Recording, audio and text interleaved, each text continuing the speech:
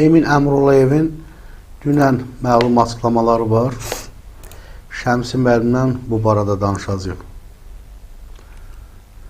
Demək, bugün iddialar səslənir ki, ölkə üzrə məktəblərin yarısında direktor vəzifəsi vakantdır. Bu nə ilə əlaqədardır? Bunun təsirin keyfiyyətinə necə təsir ola bilər? Çox bir bərbad bir vəziyyət var. Aha.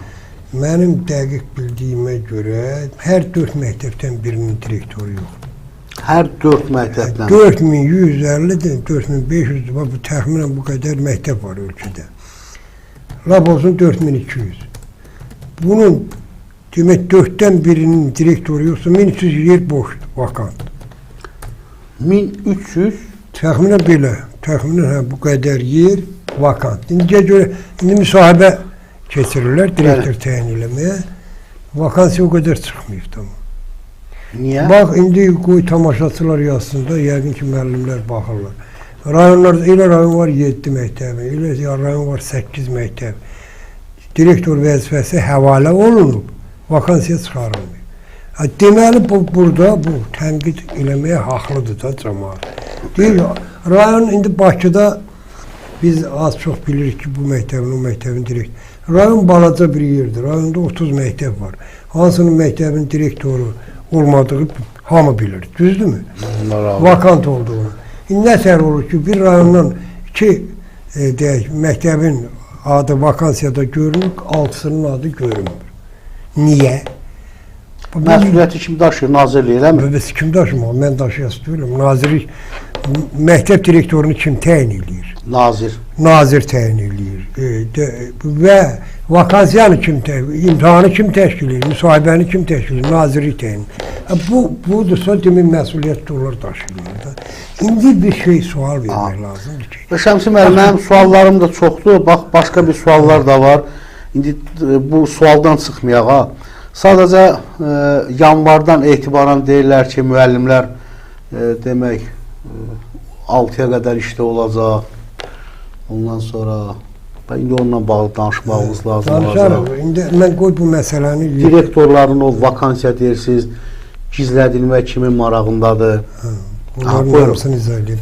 Və bir də çox üzr istəyirəm, dünən xorla bağlı bir açıqlaması var, bir də yadımdan çıxar. Eşitmişəm. Xor açıqlaması nazirin.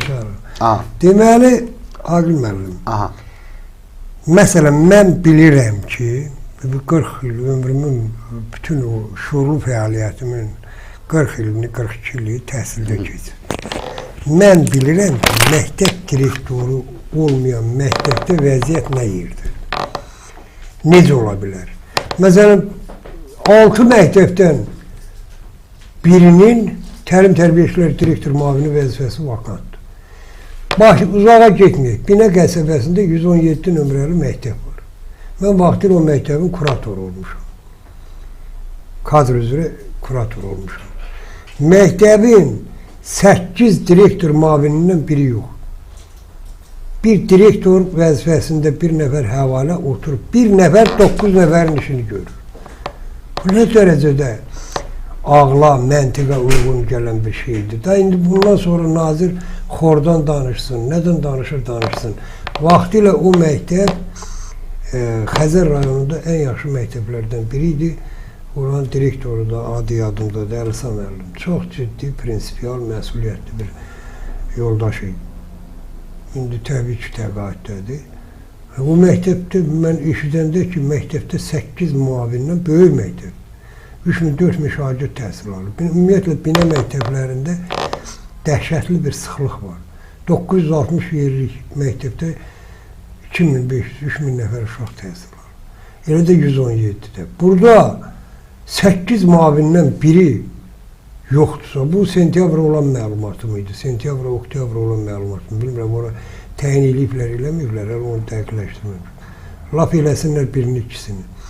Bu ştat, direktor müavini ştatı elə belə verilmir ki, boş saxlanmaq üçün. Demək, illər uzun formalaşmış təcrübə əsasında müəyyən olur ki, sinif komplektlərinin sayı bu qədər olanda, məsələn, 50 olanda bir yarım, 2 ştat vahidi təlim-tərbiyə işlərində direktor müavini vəzifəsi ştatı verilir məktəbə. 60 olanda deyək 3 olur, 70 olur. Hər dəfə artır bu. Demək ki, o şagird kontingenti nə qədərdir, sinif komplektlərinin sayı nə qədərdir ki, orada 7-8 müavin ştatı var. Demək, bu məktəb kifayət qədər böyük məktəbdir, böyük kontingenti var. Və indi təsəvvür olun, bir nəfər məsuliyyəti bir nəfərin çiynində. Sonra deyirik ki, məktəbdə dava olubdur, məktəbdə o olubdur, bu olubdur, olacaq da nəzarət yox. Kim eləyəcəyiniz? Müəllim gəldi, dərsini dedi, çıxdı, getdi. Və müəllim orada baş verən hadisələrə bilavasitə cavabdehdir.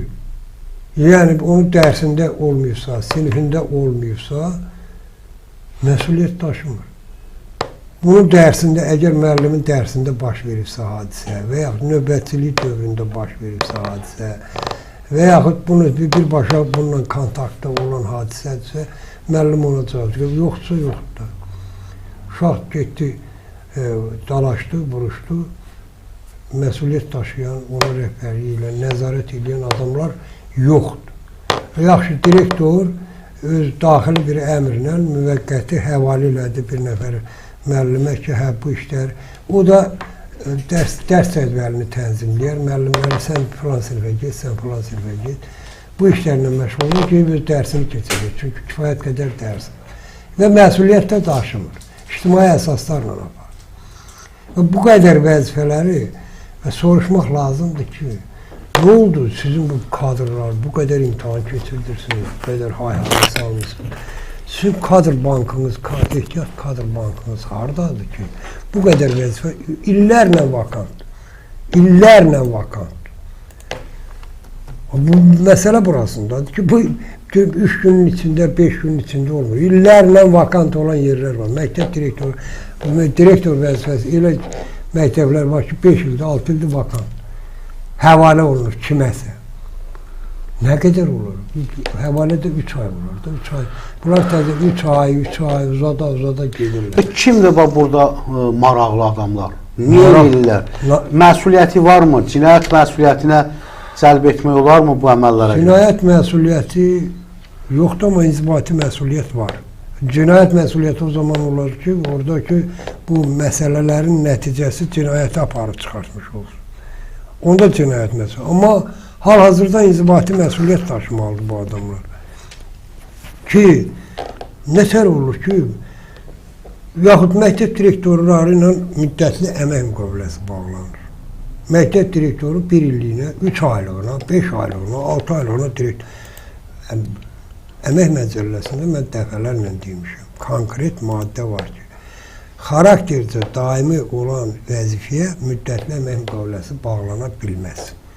Nə deməkdir? Bunu açıqlamasını deyirəm. Məktəbdə tutaq ki, ocaqçı ştatı var, kateqar deyirsiniz. Bəli, bəli. Ocaqlar nə vaxt yanır? Noyabrın 15-dən aprelin 15-nə qədər, elədirmi? Bəli. Orada məktəbə bir ştat əlavə ocaqçı ştatı açılır hər il. Bir nəfər götürürsən işə, məktəb direktoru işə bir nəfər götürür ocaqçı vəzifəsinə. Noyabrın 15-də, aprelin 15-də əmək müddətli əmək müqaviləsinin müddəti başa çatır, xitam verilir. Bu məktəb direktoru özü götürə bilirmi? Təbii də bu məktəb direktoru götürürkən, ocaqçını da məktəb direktoru götürməyən, onsuz da məktəbdəki bütün işçilərin işə qəbul əmrini direktor verir. Amma indi o müəllimin yuxarıdan məktub gəlməsə götürə bilməz, öz başına götürə bilməz. Amma ocaqçı vəzifəsi, xadimə vəzifəsi, onda indi güya ki, nədir bu işsizliklə məşğul olan bir idarə var da, güya oradan keçib gəlirlər, nağarırlar, neynirlər, nəysə ki, bu müddətli əmək müqaviləsi xaraktercə daimi olmayan vəzifələrə bağlanmalıdır. Məktəb direktoru, təlim-tərbiyə işləri üzrə direktor müavini, müəllim vəzifəsi xaraktercə daimi olan şeydir. Sən məktəbə ocaqçı mı təyin edirsən 1 illiyinə, 6 aylığına? 1 ildən sonra da bunu işdən azad edirsən. Çünki bu, yadındadırmı? Emin Əmrullayev bir ifadə işlədim. Deyək, onsuz da bizim qanunsuz işdən çıxarılan direktorların 5də biri məhkəmələr yolu ilə qayıtdır. Elədirmi? Belə çıxır ki, bunların hər 5 əmrindən biri zaid. Özü Belə çıxır ki, mən soruşuram ki, onda belə çıxmırmı ki, siz 5 əmrdən birini qanunsuz vermişsiniz? Hələ bu müraciət eləyənlər də, eləsi var taliyi ilə barışıb yaxın, çıxıb gedib də, 70-in çesi ilə çıxartdıqlarının demək, hər 100-dən 20-si geri qayıdır məhkəmənin qərarından. Bu günlərdə bizim o haqqını, hüququnu müdafiə elədiyimiz 163 nömrəli məktəbin təlim tərbiyə işləri üzrə direktor müavini Reyhan Hacızadə bir ildən, il yarımdır biz o barədə danışırıq, elədir mi? Reyhan Hacızadəni Nəsim rayon məhkəməsi bərpa elədi. Bunlar apellyasiya şikayəti verdilər. Apellyasiya məhkəməsi qərarı qüvvətdə saxladı. Və bir sənədlərini düzəldib, ali məhkəməyə vermək istəyə alınmadı. Və apellyasiya məhkəməsinin qərarı qanuni qüvvəyə minib. 7-8 gündür. İcra eləmirlər. Niyə? Mən də sual verirəm ki, Reyhan Hacızadənin yerinə adam təyin eləmişsiniz, maaş alır. İndi Reyhan Hacızadəni bərpa eləyəndə məcbursunuz ki, ikinci maaşı verəsiniz. Dövlət büdcəsinə bu kimin? Bəs yaxşı, bu qədər kimin şəxsi vəsaitidir bu? Hökumət pul ayırır, vəkil ayırırsınız. Bu vəkillərə pul gedir, dövlətin büdcəsindən gedir. Dövlət büdcəsindən gedir, elə deyil. Məsələ burasındadır ki, indi bax, burada bir şey var. Rayon məhkəməsinin qərarından apellyasiya verirlər, bunlar məhkəmə rüsumu ödəmir deyə axıra qədər gedirlər. İmkanları olsa Avropa məhkəməsinə də gedir. Rüsum niyə ödəmir? Dövlət təşkilat. Dövlət özündən özünə pul ödəməyəcək. Amma bunu mən deyirəm ki, mütləq dəyişmək lazımdır. Belə bir təklif edirəm ki, onu o apellyasiyanı verən idarənin müdürü öz cibindən vermək. Pulu versə heç eləmir. Əziz dostlar, bəyənin, paylaşın, rəy və təkliflərinizdə yazın, suallarınız varsa səsləndirək. Ədalətdən danışmırlar. Məhkəmənin qanuni qüvvəyə minmiş hökmü var. Bunu da icra eləməmək bilirsiniz də nə demək. O cinayətdir. Məhkəmənin qanuni qüvvəyə minmiş hökmünü icra etməmək cinayət məsuliyyəti yaradır. Onu mən özümdən demirəm, o qanunda var. Və gidin icra eləyin də, səhv eləmişsiniz. Etiraf eləyin ki, səhv eləmişsiniz. Etiraf eləyin ki, qərəzli olmuşsunuz. Anar Məmmədovun hikkəsinin qurbanı olub. Anar Məmmədov çıxdı da. İndi Anar Məmmədov çıxmaqla deyir ki, Agin Bayramov oturub Anarın kadrıdır, oturub orada. Bunların biri geldi. O polislə cəmaatı qorxudan. Bunun biri geldi. Sonra əziz dostlar, bir məktəb direktoru vardı. Kanaldan da şikayət eləmişdi. Gültəkindir də onun adı, Gültəkin. Adam zəy vurub ağlayır, Şəmsi müəllim bir neçə kəlmə. Amma mən o şikayəti sizə bağışlamayacağım. Siz zəy vurub telefonda ağladınız. Mən bir Azərbaycan xanımının ağlamasını heç vaxt eşitmək istəməmişəm. Amma sən yığ bütün valideynlərin, pasportların kanaldan şikayət elə. 90 gündə kanala sarı kart göstəriblər. İndi mən sizə göstərəcəm sarı kart. İndi bizim kanalımda qırmızı kartını görəcəksiniz. Nəysə, bu mövzu çətilə. Yox, sadəcə ağladı, mənim yazığım gəldi ki, insandır da başladı. Orada gah ağlayır, belə gah hücuma keçir. Gah hücuma keçir, gah ağlayır. Bilsən, ağlamaq o qadınların son silahıdır. Mənim zəhləm gedir belə xarakterdən.